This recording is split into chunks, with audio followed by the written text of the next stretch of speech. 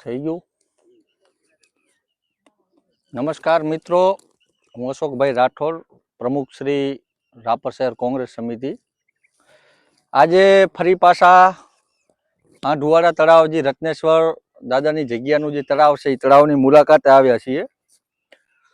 આમ તો થોડા સમય પહેલા તમે જોયું હશે કે આ તળાવના ભ્રષ્ટાચાર અંગે મેં ઘણી બધી રજૂઆત કરીને ભ્રષ્ટાચાર ઉજાગર કરેલ હતો અને મારી મૂળ માંગણી એ હતી કે આ જે તળાવનું બાંધકામ જે આ થયું છે પેચિંગનું કામ, એના પહેલા જે પાળ બાંધવાનું કામ હતું એ ટેન્ડર પ્રક્રિયા મુજબ આમાં ચીકણી માટીથી પાર બનાવવાની હતી, પણ આમાં થયું હતું મૂળ વસ્તુ એવી કે આ તળાવની જે માટી ખોદી અને એના પાણા કાંકરા તમે જોઈ શકો છો. આ તો નાના નાના છે પણ આનાથી પણ મોટા પથ્થરો આમાંથી નીકળ્યા હતા, એ ડાયરેક્ટ પારમાં બાંધી દીધા. ત્યારબાદ એમાં કોઈ પણ પ્રકારનું પાણી પાયા વગર આખી કોરી માટી ઉપર જે ફેચિંગના જે આ સ્ટોન છે, પથ્થરો છે, એ પથ્થરો આમાં ગોઠવી દઈને ડાયરેક્ટ ઉપર પ્લાસ્ટર મારી દેવામાં આવ્યું હતું, વાટા મારી દેવામાં આવ્યું. જેના કારણે જો કોઈ કોરી પાર હોય એમાં પાણી બાણી ન પાયું તો પાર દિન પ્રતિદિન બેસતી જાય, કારણ કે અંદરથી ફિટિંગ થતી જાય એટલે તરત કુદરતી રીતે વરસાદ આવ્યો અને વરસાદના લીધે આખી તળાવનો એક ભાગ બેસી ગયો અને પાછા પથ્થરો દેખાવા માંડ્યા. હવે ત્યારે આ કુદરતી રીતે આમનો ભ્રષ્ટાચાર ઉજાગર થયો. પછી તંત્ર હરકતમાં આવ્યું અને કીધું કે ભાઈ આ બધું ભ્રષ્ટાચાર દેખાય છે, જે તે કોન્ટ્રાક્ટરને ફરીથી આમાં વાટા મારી દેવામાં આવ્યા. જે પથ્થરો દેખાતા હતા એના પછી ફરીથી એક નાનકડું ઝાપટું આવ્યું, ફરીથી એમનો ભ્રષ્ટાચાર દેખાડ્યો. ત્યારબાદ રાપરના ધારાસભ્યશ્રીએ આમાં રસ લઈ અંગત આ ભ્રષ્ટાચાર એમના સુધી આ વાત પહોંચતા રાપરના ધારાસભ્ય શ્રી વિરેન્દ્રસિંહ જાડેજાએ સ્પષ્ટ રીતે નગરપાલિકાની સામાન્ય સભામાં આદેશ આપ્યો હતો કે ખરેખર આ એક મોટો ભ્રષ્ટાચાર છે ને આવો ભ્રષ્ટાચાર બિલકુલ હલાવી લેવામાં ના આવે. કામ કરનારી એજન્સીને બ્લેકલિસ્ટ કરવાની તજવીજ હાથ ધરવામાં આવે. ખરેખર આ એક આવકાર્ય પગલું હતું ધારાસભ્યશ્રીનું, એક મહત્વનો નિર્ણય લેવાનું જે કીધું હતું. પણ ક્યાંક ને ક્યાંક વરે નગરપાલિકાના વહીવટી તંત્રની ઘાલમેલના લીધે, કારણ કે કોન્ટ્રાક્ટરને બધા સંપેલા જ હોય, ઘરના ભોપા અને ઘરના ડાકલા. ફરીથી આમાં એક તપાસ સમિતિની રચના કરવામાં આવી છે, એક કમિટી બનાવી છે અને એ કમિટી બને એ આની તપાસ કરશે એવું જાણવા મળ્યું છે. અને ફરીથી આ પારમાં થૂકના હાથા દેવાનું કામ ચાલુ કરી દીધું છે. આપ જોઈ શકો છો, વાટાઓ ભરવાનું કામ ચાલુ કરી દીધું છે. ફરી પાછા આમાં થીગડા મારશે અને એ થીગડા થ્રુ વરે એવું કહેવામાં આવશે, તપાસ કમિટી આવશે કે ના ના હવે કામ ઓકે છે. પણ મૂળ માંગણી હતી અંદરની હતી, આ બારે ખાલી સારું દેખાય એ માંગણી નથી, પણ કામ અંદરથી કેટલું મજબૂત છે એ માંગણી હતી. અત્યારે જે વાટાઓનું કામ ચાલે છે એ આવી રીતના ફરીથી પથ્થરો ગોઠવી અને તમે જોઈ શકો છો કે આના ઉપર માલ નાખી દેશે ને વાટા કરે છે. આગળ કામ ચાલુ જ છે. હું કેમેરામેનને કહીશ કે તમને એ બતાવશે જે કામ ચાલુ છે એ કામ ચાલુ છે. આગળ એના પણ વિડીયોઝ લીધા છે. પણ આ રીતના ફરી પાછા પથ્થરો ગોઠવે છે અને આપણે એ પથ્થરની નીચેની હકીકત હજી તમે જોઈ શકો છો. એના નીચેની હકીકત આ જ છે. આના ઉપર વરે પાછા વાટા ભરી દેશે. નીચેની પાર એકદમ ખોખરી હાલતમાં છે, તમે જોઈ શકો છો. આ પાર ખોખરી હાલતમાં રહેવાના કારણે વાટા ભરશે એટલે વરે પાછું જમીન બેસશે એટલે વરે ઉપરનો સિમેન્ટ ઉખડી જશે ને પરિસ્થિતિ ત્યાંની ત્યાં. એટલે આ કામ સતત ચાલુ રહેશે.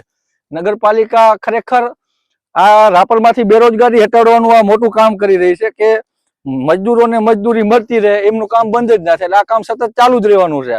વરે પાર બેસશે, વરે સિમેન્ટ ઉખડી જશે, પથ્થરો દેખાશે, વરે પાછા વાટા નાખશે, વરે પાછી એમની ઘરના ભોપાન ઘરના ડાકલા બનાવેલી તપાસ કમિટી આવશે, કહે છે કે હજી વાટા કરી નાખો, વાટા થઈ ગયા પછી કામ ઓકે.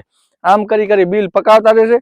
બાકી મૂળ માંગણી જે હતી આમાં કે પાર જ ખોખરી છે, ખરેખર પાર જ ફરીથી બનાવવામાં આવે, એમાં બરોબર રીતે પારને દાબવામાં આવે, એમાં પાણી પાવામાં આવે પૂરતું, પછી કામ ચાલુ થાય. એટલે હું અહીંયાથી ફરીથી રાપરના ધારાસભ્ય શ્રી વિરેન્દ્રસિંહજી જાડેજાને અહીંયાથી હું વિનંતી કરું છું, નગરપાલિકાના તમામ વહીવટી તંત્ર ચીફ ઓફિસર સાહેબને વિનંતી કરું છું, ચૂંટાયેલા સદસ્યોને વિનંતી કરું છું, પાલિકા પ્રમુખને વિનંતી કરું છું કે ખરેખર જે મૂળ વસ્તુ હતી એ મૂળ વસ્તુ ઉપર પાછા ફરીએ.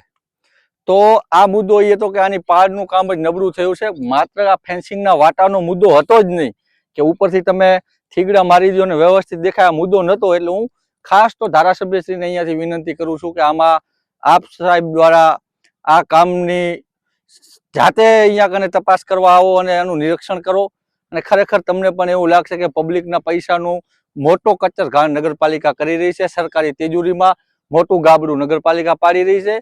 અને આ બધા લોકો કોન્ટ્રાક્ટર, એન્જિનિયર, ચીફ ઓફિસર સાહેબ અને બધા દ્વારા આ વસ્તુ ઉપર દેખરેખ રાખવી પડતી હતી, જે તે સમય નથી રખાણી, એના કારણે થયું છે. પણ હવે જાગ્યા ત્યારથી સવાર, હજી હું તો કહું છું કે જે આપ ધારાસભ્ય સાહેબે જે નિર્ણય લીધો તો એજન્સીને બ્લેકલિસ્ટ કરવાની જે તજવીજ હાથ ધરવામાં હતી, ખરેખર એ જ કાર્યવાહી થવી પડે. આવી ધાક બેસાડતી કાર્યવાહી થશે તો જ બીજા કોન્ટ્રાક્ટરો ભવિષ્યમાં કૌભાંડ કરતા, આવો ભ્રષ્ટાચાર આચરતા પહેલા 100 વખત વિચાર કરશે. આ માત્ર એક તળાવની પાર નથી, આ ધાર્મિક જગ્યાનું તળાવ છે. બાજુમાં રત્નેશ્વર દાદાનું મંદિર છે, દાદાના સાનિધ્યનું આ તળાવ છે. ધાર્મિક જગ્યામાં જો આવા ભ્રષ્ટાચાર થતા હોય, ખરેખર એ શરમજનક બાબત છે નગરપાલિકા માટે. અને જે આપ જુઓ છો એ કહે છે કે ભાઈ કામ બગાડ્યું છે એ કરી દેવાનું, વાત આમાં આવી ગઈ છે. તો શું કદાચ કોઈ માંગણી ના થઈ તો શું આ તૂટી ગયું તું એ ના કરત ને એમને માનું ઉદ્ઘાટન કરી નાખત? એટલે માત્ર ને માત્ર ઉલ્લુ બનાવવાની વાત છે એ બંધ કરવામાં આવે. અને આપ જોઈ રહ્યા છો કે આ થૂકના હાથા દીધેલ છે. જ્યાં જ્યાં પથ્થરો દેખાતા હતા ત્યાં વડે પાછળ નવેસરથી સિમેન્ટ મારી દીધો છે. પણ મૂળ વાત જે હતી કે પાર ખોખરી છે એ બાબતે કોઈ તપાસ થઈ નથી ને આવનારા સમયમાં થવાની પણ નથી. કારણ કે આ વાટા ભરી નાખશે એટલે આવીને આમ ઉપરથી સારું દેખાશે, એકદમ ઓકે છે કઈ, અને તપાસ કમિટીનો આમાં જે 2-5% હિસ્સો હશે એ હિસ્સો એમને મળી જશે. બાકી આ પબ્લિકના ટેક્સના પૈસાનો અહીંયા મોટા પાયે ભ્રષ્ટાચાર થઈ રહ્યો છે. હું ફરીથી રાપરના ધારાસભ્ય શ્રી, નગરપાલિકાના વહીવટીતંત્ર, નગરપાલિકાના પ્રમુખ શ્રી, ચીફ ઓફિસર સાહેબને અહીંયાથી વિનંતી કરું છું કે આ બાબતે ભીનું ન સંકેલાય એની આપ કાળજી રાખજો. અને અમારા દ્વારા પણ આ વિનંતી છે, અમારા રાપર શહેર વતીથી આ વિનંતી કરી રહ્યો છું. આ કોઈ પણ રાજકીય વિરોધ નથી માત્ર, પણ આ એક ખરેખરનો ભ્રષ્ટાચાર થયેલ છે, આને ઉજાગર કરવું પડે. આના પહેલા પણ નગાસર તળાવનું કામ થયું હતું, એમાં અમે કોઈ પ્રશ્ન નહોતો ઉપાડ્યો, કારણ કે એ કામ એકદમ ઓકે હતું તો એ ઓકે જ કહેવાનું. આ ભ્રષ્ટાચાર છે તો ભ્રષ્ટાચાર જ રહેશે. એટલે આ ખાલી વિરોધ કરવા માટે નથી, પણ આ ખરેખર અમારી લાગણી છે કે અહીંયા ભ્રષ્ટાચાર થયો છે ને દેખીતો ભ્રષ્ટાચાર છે, એટલે આને બંધ કરવામાં આવે. હું અગાઉ રજૂઆત ઘણી બધી કરી ચૂક્યો છું, દરેક કક્ષાએ રજૂઆત કરી ચૂક્યો છું. અને તપાસના માત્ર ને માત્ર તપાસના બાને આ થૂકના હાથા દેવા છે. આના માટે મારી કોઈ રજૂઆત નથી કે થૂકના હાથા દઈ અને ભીનું સંકેલી લેવામાં આવે. આવનાર સમયમાં પણ આ બાબતે જો જણાશે તો રાપર શહેરના હિત માટે હું કોંગ્રેસ સમિતિના પ્રમુખ વતીથી તમામ રાપરવાસીઓને ખાતરી આપું છું કે આ બાબતે ઉગ્ર આંદોલન થશે. પણ આવું ન કરવું પડે એના પહેલા જે પણ મહાનુભાવોએ આની જવાબદારી સ્વીકારી હતી કે આમાં કાર્યવાહી થશે, એમને હું અહીંયાથી ફરીથી કરબદ્ધ પ્રાર્થના કરું છું કે આ બાબતે યોગ્ય કાર્યવાહી કરવામાં આવે. અને આપના દ્વારા આ જગ્યાની મુલાકાત લઈ, આની વિઝિટ કરીને તમે પોતે જોશો કે પાર ખરેખર કેટલી નબળી છે, તો તમે પોતે કહેશો કે ના આ કોઈ વિરોધ નથી, પણ આ ખરેખર અહીંયા ભ્રષ્ટાચાર થયો છે. એટલે ફરીથી અંતમાં હું એટલું જ કહેવા માંગીશ કે આ બાબતે ભીનું સંકેલવામાં ના આવે ને યોગ્ય કાર્યવાહી થાય. અને જે એજન્સી છે આ કામ કરનાર, એને બ્લેકલિસ્ટ કરવાની સાથે સાથે એના ઉપર આ નબળું કામગીરી કરવાનું. આ કામ જો ખરેખર આમને આમ થઈને ઓકે કહી દીધો તો આવનારા સમયમાં તળાવ ભરાત તો આજુબાજુના વિસ્તારોને મોટું નુકસાન થાત. જો તળાવ તૂટત તો આ લોકોના જીવ પણ આમાં જઈ શકતા હતા. એટલે આના ઉપર કાર્યવાહી કોન્ટ્રાક્ટર ઉપર થવી જોઈએ એવી અમારી વિનંતી છે. અન્યથા આવનાર સમયમાં આ બાબતે ઉગ્રમાં ઉગ્ર આંદોલન કરીશું, એ પણ હું અહીંયાથી ખાતરી આપું છું. ધન્યવાદ.